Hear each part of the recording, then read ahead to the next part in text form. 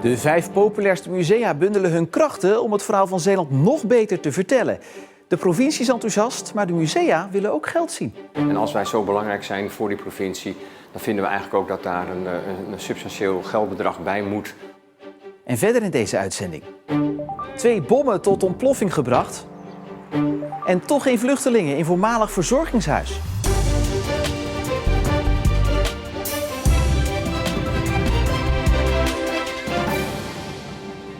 Goedenavond. De 5 grootste Zeeuwse musea zijn door de provincie benoemd tot Provinciaal Themamuseum.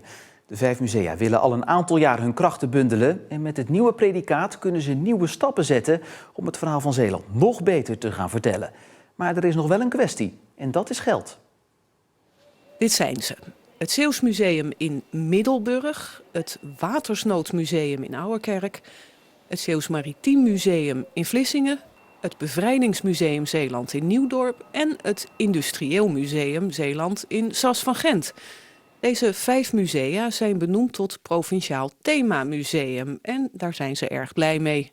Zeer trots. Ik ben daar heel erg blij mee dat de provincie dat etiket erop heeft geplakt. Omdat we gezamenlijk als die 5 musea eigenlijk het DNA van Zeeland ook verwoorden. Ieder museum doet dat vanuit zijn eigen specialisme. Zoals bijvoorbeeld het Zeeuws Maritiem Museum in Vlissingen, dat zich voornamelijk richt op de maritieme geschiedenis van Zeeland. En het vertellen van het verleden, we laten zien hoe dat in de afgelopen eeuwen heeft plaatsgevonden. Maar we vertellen dat ook steeds meer over het heden, omdat we dat ook heel belangrijk vinden om mensen mee te nemen dat die geschiedenis ook in het nu nog heel belangrijk is, de relevantie daarvan. Want ook de maritieme sector is nu voor Zeeland nog ontzettend belangrijk. Naast dat deze 5 musea het verhaal van Zeeland vertellen, is er vanuit de provincie ook waardering voor het feit dat de musea zich richten op een aantal maatschappelijke vraagstukken. Kijk naar het Watersnoodmuseum, die zich niet alleen bezighoudt met alles wat met de ramp te maken heeft, maar ook met klimaatverandering, zeespiegelstijging, overstromingen, vandaag de dag. Vechten tegen de vloed van morgen. We moeten alert blijven. En rondom water, klimaat en zeespiegelstijging vinden we het dus ook een taak dat we daar aandacht aan besteden, want het wordt steeds urgenter. Ook het Zeeuws Maritiem Museum maakt bewust die koppeling tussen het heden en verleden. Wij vinden eigenlijk als themamuseum dat wij actueel moeten zijn en relevant. We laten ook zien dat die geschiedenis niet iets is van het verleden. Dus als je hier in het Zeeuws Maritiem Museum naar buiten kijkt, dan zie je nog steeds de schepen varen van een bepaalde bestemming naar de havens in Zeeland of verder weg. En wij willen ook laten zien dat dat een historie heeft, maar dat het ook waarschijnlijk in de toekomst nog zal zijn. Naast de eer zorgt het predicaat ook voor een grote verantwoordelijkheid. En de 5 musea vinden dat hier vanuit de provincie iets tegenover moet staan. Heel erg goed dat de gedeputeerde dit beleid op de kaart heeft gezet en dat het college dat heeft overgenomen. Het gaat nu natuurlijk wel om de muntjes. We vinden wel dat de provincie ook de volgende stap moet nemen. En als wij zo belangrijk zijn voor die provincie, dan vinden we eigenlijk ook dat daar een substantieel geldbedrag bij moet. Omdat wij anders onze ambities niet kunnen waarmaken als Zeeuwse themamusea. Pijpelink is zich bewust van deze ambities, maar kan nog geen concrete financiële garanties geven. Op dit moment zijn we aan het onderzoeken op welke manier we daarin als provincie kunnen ondersteunen. Daar kan ik op dit moment verder nog niks over zeggen, behalve dat we dat aan het doen zijn. De bommen die gisteren zijn geruimd bij de Oesterdam zijn vanmiddag tot ontploffing gebracht op het strand bij Vrouwenpolder. De 2 500-ponders werden gevonden tijdens detectiewerkzaamheden voor de aanleg van een zonnepark bij Rilland. Het al jaren leegstaande verzorgingshuis Vredelust in Ierseke is toch niet geschikt voor de opvang van Oekraïners. Na een grondige inspectie blijkt het pand onherstelbaar beschadigd. Het pand is in de loop der jaren meerdere keren doelwit geweest van vernielingen en diefstal.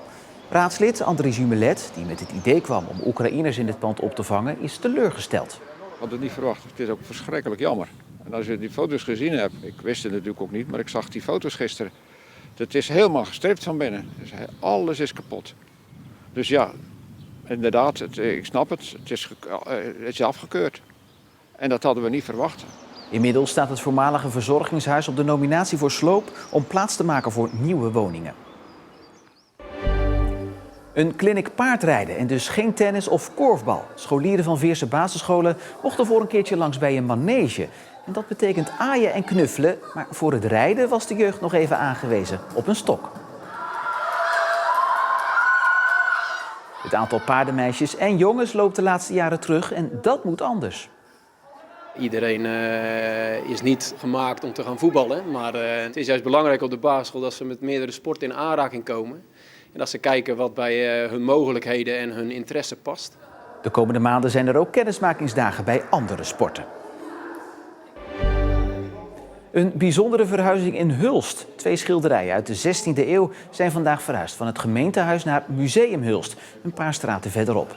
Met uiterste precisie werden het gezicht op Hulst en Mozes en de wetstafelen ingepakt en vervoerd naar hun nieuwe onderkomen.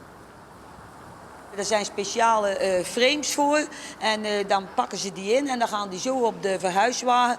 Want met zulke waardevolle schilderijen moet je natuurlijk heel goed omgaan. En daar moet je heel voorzichtig mee zijn, want ik wil daar straks de mensen die goed kunnen zien in het nieuwe museum. En de werken zijn over een paar maanden weer voor iedereen te zien als het Museum Hulst weer open gaat voor het publiek. Binnen nu en een jaar worden alle bruggen en sluizen in Zeeland die door Rijkswaterstaat worden beheerd op afstand bediend. Het is goedkoper en efficiënter werken. Maar hoe zit dat met de veiligheid? En kunnen hackers de brugbediening bijvoorbeeld overnemen? Je zult maar brugwachter zijn hier bij de brug van Sluiskil. Dat is toch een fantastische baan. Kijk naar dat uitzicht. Maar ja, Rijkswaterstaat gaat het wel veranderen, want deze brug wordt een zogenaamde slimme brug. Die wordt voortaan op afstand bediend. Meneer Adam, u bent van Rijkswaterstaat. Waar staan we hier? Dat klopt. We staan hier bij de Nautische Verkeerscentrale Terneuzen. En vanaf hieruit gaan we de brug Sluiskil bedienen. Nou, laten we eens even gaan kijken hoe dat in zijn werk gaat dan. Ik ben wel benieuwd. Ja. Zwarte schermen, maar ook schermen met beeld. Hoe zit dat? Nou, dit is al het beeld van Sluiskilbrug. En de zwarte schermen, daar wordt in mei en juni wordt SAS van Gent omgebouwd. Dus daar komt SAS van Gent te zitten om te bedienen. En dit staat al klaar voor de nieuwe sluis Terneuzen. Nou is de brug van Sluiskil inmiddels voorbereid om op afstand bediend te gaan worden. Zit daar niet ook een gevaar in dat het overgenomen kan worden door partijen die er slechte bedoelingen mee hebben? Nee, de Rijkswaterstaat die heeft een aantal zichtbare en onzichtbare maatregelen genomen om de digitale weerbaarheid zo hoog mogelijk te maken. Onderdeel daarvan is ons eigen Cyber Operations Centrum in Delft. Er wordt echt 24/7 wordt dit gemonitord of er geen vreemde zaken gebeuren. Alle operators hebben ook een training gehad over cybersecurity. Als je bijvoorbeeld je muis zou zien bewegen zonder dat je zelf aan die muis zit, moet dan al een trigger zijn van hey, is er iets mis? Stel nou dat dat gebeurt, dat het toch wordt ingebroken in het systeem. Wat kunnen jullie dan als Rijkswaterstaat nog doen? Het is dubbel uitgevoerd. Je kan van op afstand bedienen, maar je kan ook nog steeds ter plekke bedienen. Dit is precies dezelfde opstelling als in de Nautische Centrale Terneuzen. Precies de camerabeelden die je hier ziet, die zie je daar ook. In geval van nood, als er iets gebeurt, iets onverwachts, alle kabels zijn dubbel uitgevoerd, maar je weet het nooit, dan kan je altijd terug naar hier en vanaf hieruit alsnog bedienen. Is dit nou veiliger dan de brugwachter die in Sluiskil zit?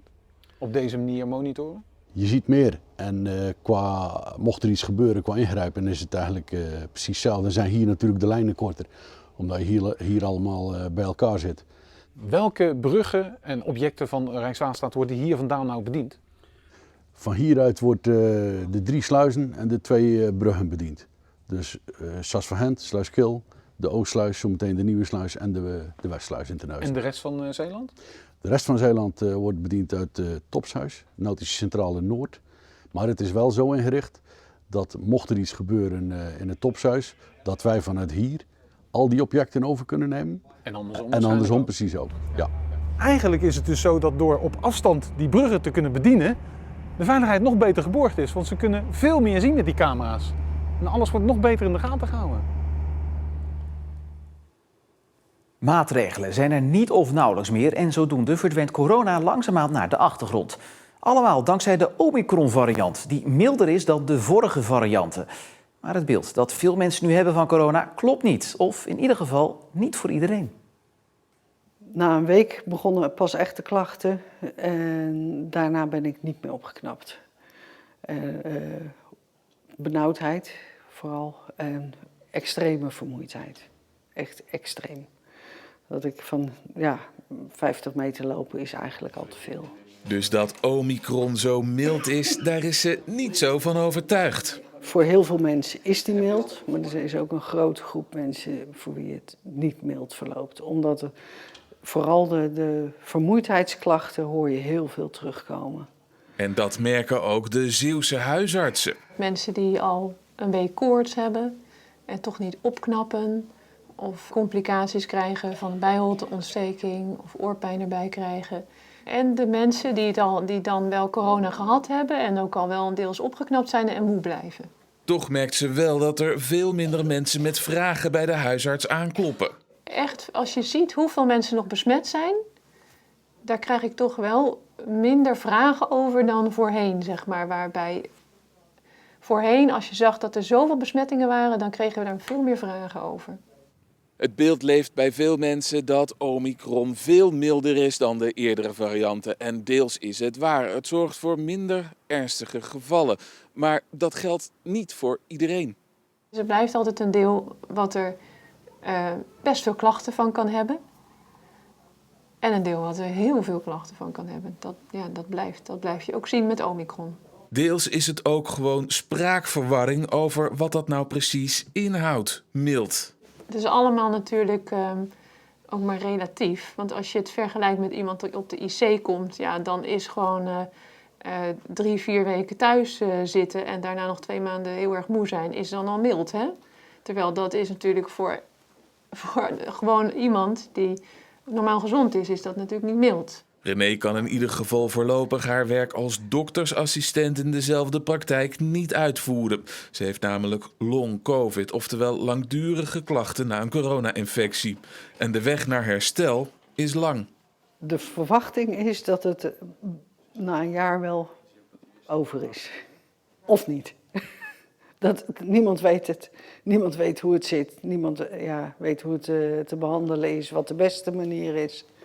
Ze krijgt in de tussentijd veel te maken met onbegrip. Zelfs van een longarts die haar behandelde. En die zei, ik denk dat u hyperventileert. Dus het zal wel meevallen. Maar ja, ik werk zelf in het medische circuit, dus dan ben je iets mondiger. Heel veel mensen die het beeld hebben, Omicron is mild. Dat is dus niet in alle gevallen waar. Nee. Wat zou u willen zeggen tegen mensen die dat beeld hebben?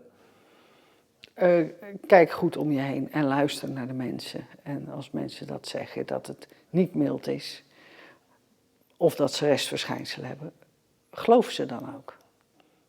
En doe ze niet af als aanstellers.